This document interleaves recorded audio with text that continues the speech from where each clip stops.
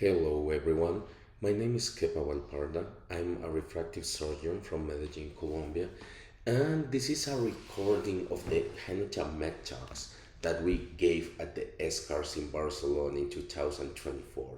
So my talk is called 5 is better than 3, my experience with the Intensity IOL. These are my conflicts of interest. I'm a paid consultant and speaker for Hanita Lenses. And well, normally we talk about trifocal lenses, or in the case of the intensity, as a pentafocal lens, five focus of vision. But currently we are in let's say, in a process where we are changing our classification of simultaneous vision IOLs. And in the meantime, we can call the Hanita lens as a pentafocal lens, as if it was designed, but it also falls here in full range of focus continuous kind of lenses. And this is awesome because these are the lenses that provide a better, flatter defocus curve. We will just take a look at that.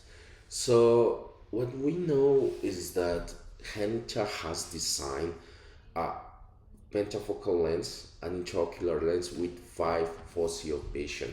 So we've got one focus for the far vision, one focus for the intermediate vision, and one focus for the near vision.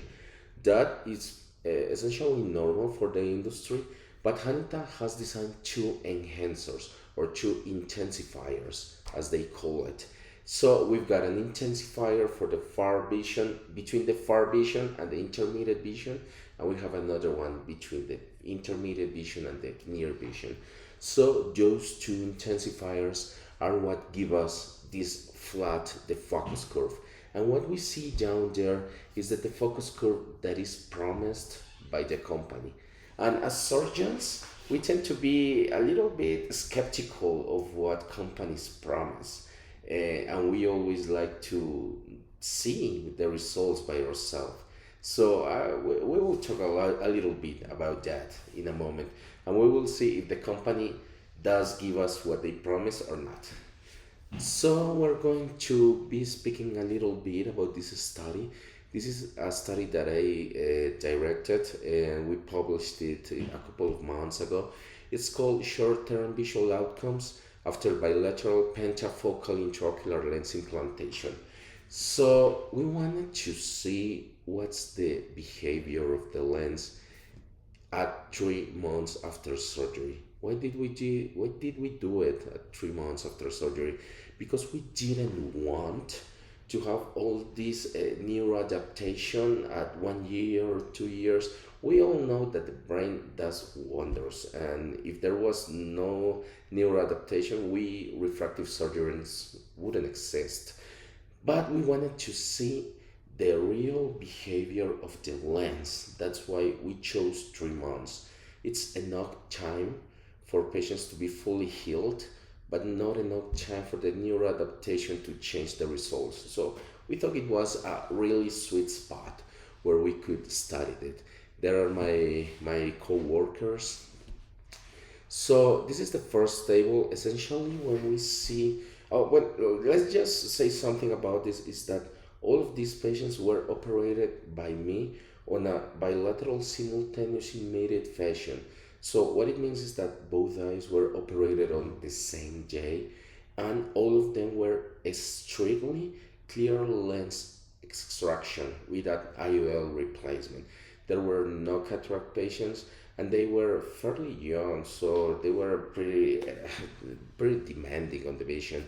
So this is the comparison between before surgery and 3 months after surgery. Essentially, what's important here is obviously the uncorrected vision improved, but the corrected vision remained the same. And that speaks a lot about the safety of the procedure, because if we are checking patients and their corrected vision is not changing, it means that the procedure is safe, and that's a really, really, really important first step. This is the far vision. We can see that after surgery, which is the purple bars that you see there, 100% of patients saw 20, 25 without using glasses for far. So it is excellent. 55%, so 20/20 without glasses. For intermediate vision, we all know that the intermediate vision tends to be the hardest part in refractive lens exchange. And we can see that 100%, so 20/40, and 80%, so 20/32 without using glasses. And all of the patients were very happy with this. As they were fairly young patients, most of them tended to use computers a lot. So for that subset of patients, computer vision is extremely important, and intermediate vision just gives that. And for near vision, we can see again that 100% of patients got to see 20/25 without using glasses, and 65% got to see 20/20. So it is excellent. This is the postoperative spherical equivalent. We can just say that most patients were emmetropic. 100% were between plus or minus 1 diopter, and 90% were plus or minus 0.5. So it behaves really nice. My method of calculation is just using the SCARS webpage and using the formulas there. Obviously, we all know that the SCARS calculator is free to use to all surgeons, and you should have no problem finding it. And this is the most important aspect, and this is the defocus curve that we got. So what we see here is that from infinity, which is this 0 diopters, all the way to -3, which is about 35 centimeters, it is a pretty flat line, and that's excellent. That's actually really, really good. We see that throughout all the range of vision from infinity up to 35 centimeters, patients are really happy and they're seeing perfectly. This flat line, what means is that the patients do not need to be doing this all the time, like looking for spots where they can see. They just take it, and whatever it lands, they will see clearly. So it is really good. If we compare this to the focus curve that has been published by other authors, the focus curve that we see this way was published by Dr. Bianchi. We can see that it is pretty similar.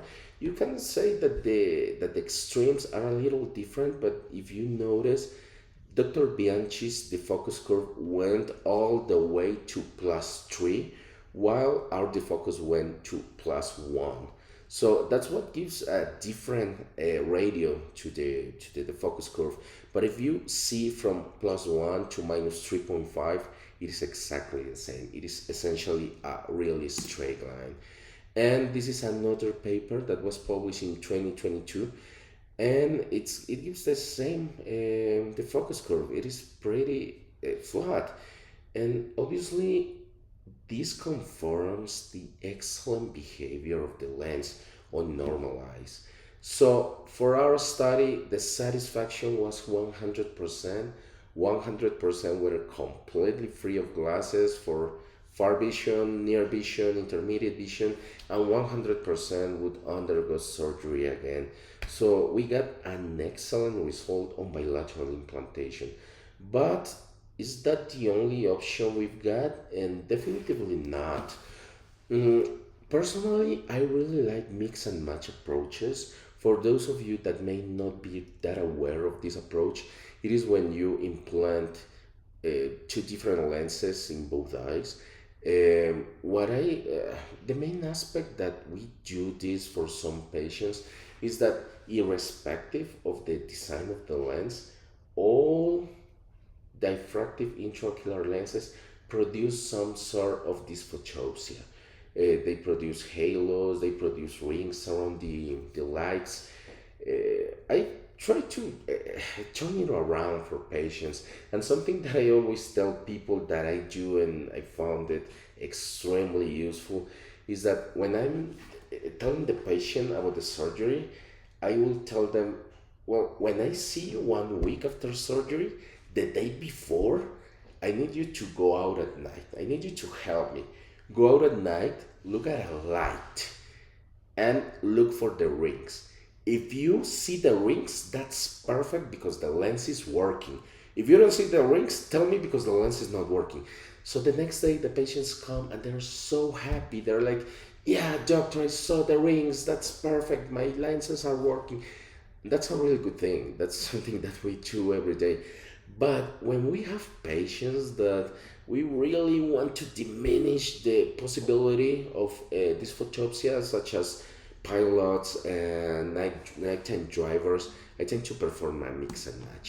So my favorite mix and match right now is taking together the intensity lens for the non-dominant eye and putting an EDOF lens in the dominant eye. This is not a Hanita EDOF lens. In Colombia, where I practice, we do not have yet the Hanita EDOF lenses.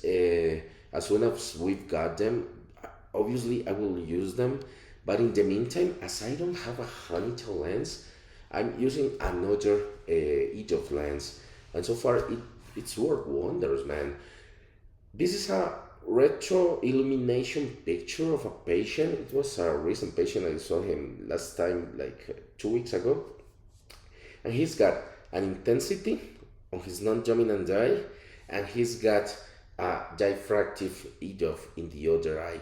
He's extremely happy. He loves that. And why is that? Because he gets all this excellent far vision from the EDOF lens and the intensity, while it also gives an excellent far vision. It's much better, it's much stronger and easier for the patient for the near vision. So this combination, at least in my hands, really work wonders, and it's something that I do all the time. And the idea because we can mix and match would be like to improve the defocus curves that we can see on trifocal lenses, which has this little notch at the intermediate vision. I just want to make sure to clarify that this was not a study performed with the intensity lens. We are not totally sure if this happens with intensity lens. Why? Because the defocus curve of the intensity is flat. It doesn't have this notch. So we are not really sure what the behavior of the mix and match approach is. We are currently taking data for a study, especially evaluating this pentafocal lens with the refractive EDOF lens, and we'll have information soon. And finally, something that we also do a lot of the time is what my teachers used to call premium monovation. What it means is that when you have these quite younger patients, 45, 47, who are emmetropic, who see perfectly up far, but they're crazy with their presbyopia, something that we can offer to them is just implanting an intensity in the non-dominant eye and leaving the other eye virgin as it is. What this helps is to keep distance vision. Obviously, it is cheaper and easier for the patient as we only need to operate on one eye, and it dramatically improves their near vision. Patients are really happy with this. At first, it is easy for them to be a little bit uncomfortable. Their brain hasn't adapted. I tend to explain to them that it is like walking with a high heel on one foot and with a sneaker on the other foot. The brain at first needs to adapt, but over some time they will be extremely happy, and this is something we have used as well. We are also currently getting some data for this kind of scenarios. So we've got 2 papers that we plan to publish next year or so. So the conclusions, it's essentially that I've used the Intensity IOL for, I don't know, 60 patients so far or something, and I don't have a single sad patient or a patient that is not happy with the result. And that is excellent, and that is what we really need as refractive surgeons. We need to make them happy, because that's what not only what gives us joy in our work, but it is also what gives us more patients. We need happy patients to get more patients. The intensity, I've seen that by bilateral implantation gives an extremely flat defocus curve at all distances from infinity to 35 or 33 centimeters. Patients are really happy, and this is a lens that can also be used in one eye, both for a mix and match approach or a premium monovision approach. So that's it. Hope you have enjoyed it. This is my email in case you've got any questions or any observations, and I'll be happy to hear from you. Thank you very much, Hanita Lenses, for the invitation and for sharing this med talk. We'll see you next year.